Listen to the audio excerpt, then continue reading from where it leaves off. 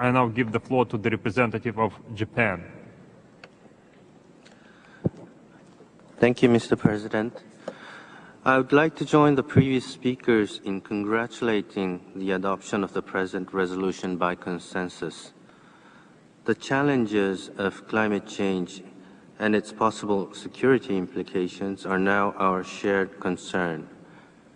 Japan particularly welcomes the solidarity demonstrated through the resolution to the small island countries facing growing threats of climate change to the well-being and security of their people. Mr. President, Japan commends the initiative taken by, as well as the tenacity and the perseverance of the Pacific SIDS to get this resolution through after a long negotiation. Japan reaffirmed its support to the PCIDS by deciding to co-sponsor the resolution at the very early stage. Our solidarity was highlighted just 10 days ago when the 5th Pacific Island Leaders Meeting, Palm 5, co-chaired by the Prime Minister of Japan and the Premier of Niue as the chair of the Pacific Islands Forum, PIF, was held in Hokkaido, Japan.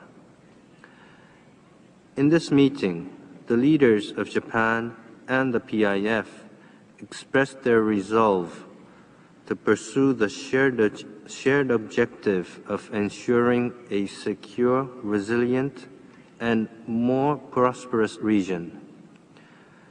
To this end, Japan committed to provide $500 million to Pacific Island countries over the next 3 years to assist these countries in the following areas: environment and climate change, achieving MDGs and promoting human security, and overcoming economic vulnerabilities. Mr. President, climate change hits the most vulnerable countries in the world. In our endeavor to seek agreement in Copenhagen, we should take fully into account the need to help the most vulnerable countries combat and adapt to climate change. The government of Japan, for its part, will continue to provide financial and technical assistance to developing countries through the Cool Earth Partnership. Mr. President, climate change affects the most vulnerable and the poorest people and communities in the world and in a country. Adaptation to climate change, including disaster preparedness and preventions related to sea level rise, calls for human security approach to enhance resilience at the community level. For this reason, we have added climate change to the agenda of the 6th Friends of Human Security meeting to be held tomorrow morning under the co-chairmanship of Japan and Mexico.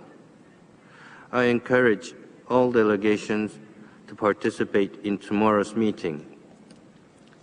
In our view, Friends of Human Security can be one of the informal but practical and useful platform to consider and address the possible security implication of climate change. Thank you for your attention.